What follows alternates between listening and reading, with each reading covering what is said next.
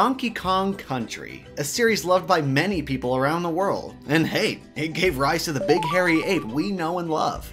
With a fun difficulty curve, awesome music and environments, and fast-paced gameplay, the original trilogy of games for the SNES are amongst the greatest games of all time. Or, at least in my book, they are. Several years later, we've now seen the rebirth of the series in the form of Donkey Kong Country Returns for the Wii and later the 3DS. Returns brought back the fun, frantic platforming from the series' heyday and added new gameplay twists to it, bringing back some of that wondrous nostalgia while also giving players brand new experiences. It's a great title, and Retro did a fantastic job of taking the old and combining with the new. Now, just a couple years later, we have the next iteration in this beloved lineup of games. Donkey Kong Country Tropical Freeze.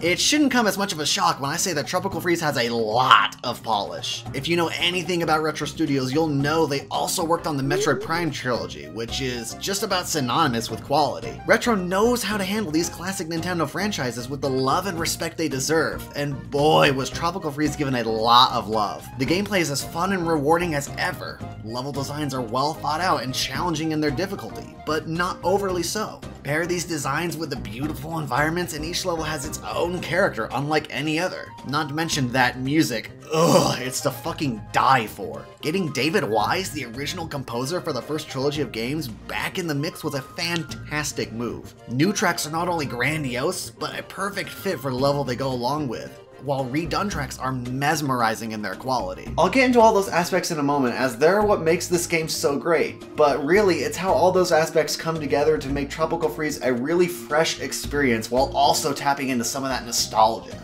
Now, before I played any of Tropical Freeze on my own, I first sat down with my younger brother for some co-op. Let me just mention that the co-op is great fun.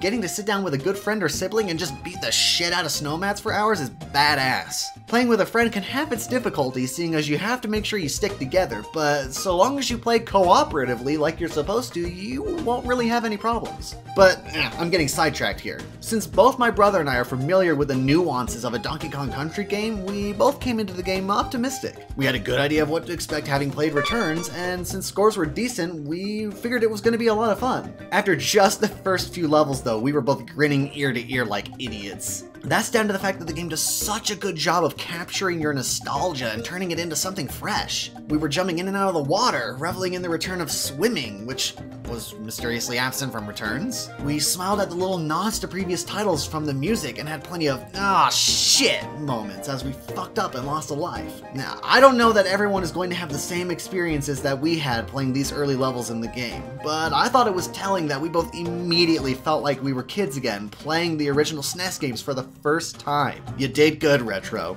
You did good. Speaking of the original games again, there were some specific levels in Tropical Freeze that took us right back to those games in the best of ways. Take for example the level Sawmill Thrill in World 2, Autumn Heights. The level is minecart and waterboat based, with the kinds of perilous jumps and enemy placement you expect from this type of level. Now, I bring up this specific level because there's two things worth mentioning about it. Number one, it's not the same old minecart stuff you're expecting.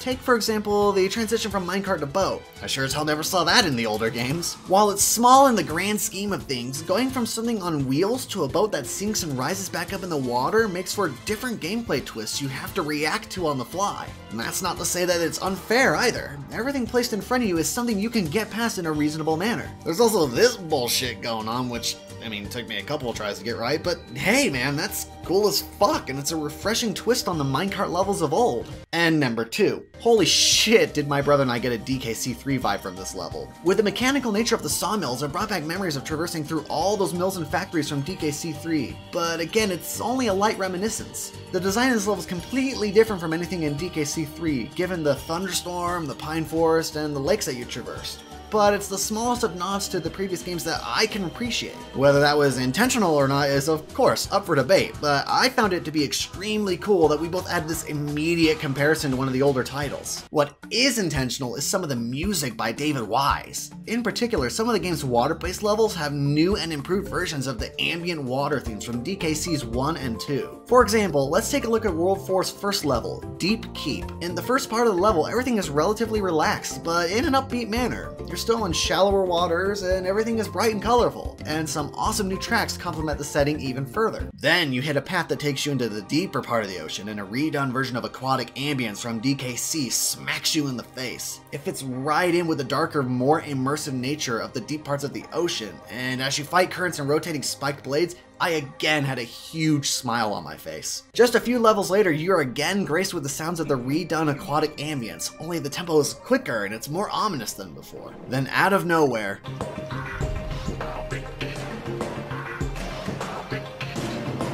oh my god, is that what I think it is? You bet your ass it is. A redone version of Lockjaw's Locker from Donkey Kong Country 2. It sweeps in nicely, not quite letting you know exactly what it is until it goes full throttle, but then it moves along quickly, matching not only the darker themes of the level, but the quickened pace as well.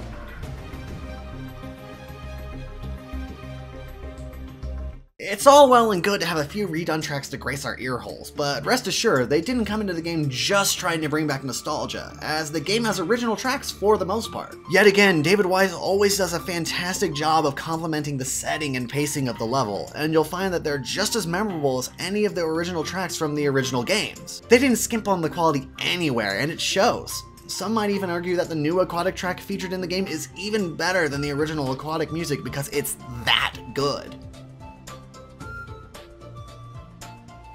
Going back to gameplay, swimming is a welcome addition back into the fold, and it makes for some fun levels. You can spin around and propel yourself forward, knocking back enemies and opening up new pathways. And getting a Kong buddy makes it even better. In particular, I enjoyed having Dixie as a partner in the water, as her hair makes for an awesome propeller. While swimming levels are great, there is still a wide variety of levels to play through, and for players familiar with DKC, there are still new tricks and gameplay mechanics to keep you on your toes. The respective worlds all look stunning and have their own unique theme that separates them from the last. Being someone who lives near and loves mountains, I enjoyed World 2 the most from an aesthetics standpoint, but all the other worlds have their own charms that make them distinct in comparison to the rest. It doesn't make for all that cohesive of theming per se, but in a fun, lighthearted, action-filled platformer, you don't always need the greatest theming between worlds to make for an enjoyable experience. And of course, we can't talk about gameplay and not bring up the bosses, and each one makes for a unique fight, although the pufferfish wasn't all that unique, just annoying. Fuck that boss. Depending on the boss, the fights can drag on for a little bit, and if you get close to the end and fuck up, you're gonna have to do it all over again, which sucks. So don't fuck up. Although the fights are fun and challenging, and they take the old system of jump on / throw a barrel at them and take it to the next level with a lot of little intricacies. The bosses all suit the respective island they belong to as well. Island full of owls? Yeah, the boss is like the head owl in charge or some shit. Shipwreck coves and beaches? Yeah, it's that pufferfish I mentioned. Fuck him. Even the polar bear works pretty well despite the island being a poisonous jungle because of the nature of the level prior to it. You head through a plant full of ice and snow, building up to a confrontation with the polar bear before heading to your home island, which is covered in frost. You can look at the polar bear as being this last enemy blocking the path to your home, like some kind of crazy Thor hammer wielding badass. That's pretty cool, right? If I had any one gripe about the game, that would be the loading times. With a platformer like Donkey Kong Country, getting in and out of the action should be fast-paced, and when you have to sit there and wait a minute or so for a level to load, it can be a tad frustrating. Whether that's a quick fix or not, I don't know, but it is 2014, and in my opinion, it just really shouldn't take that long to load a level. And that's pretty much Tropical Freeze. Awesome and crisp graphics, great fun environments, awesome gameplay, and fantastic music. It all does a great job of harkening back to those older games and tapping into some of that nostalgia, while also providing for a really fresh experience. So, yeah, I highly recommend this game to anybody, and I really think you should all check it out and give it a chance. It's awesome. With that said, I'm Wally the Legend, and I will see you all next time.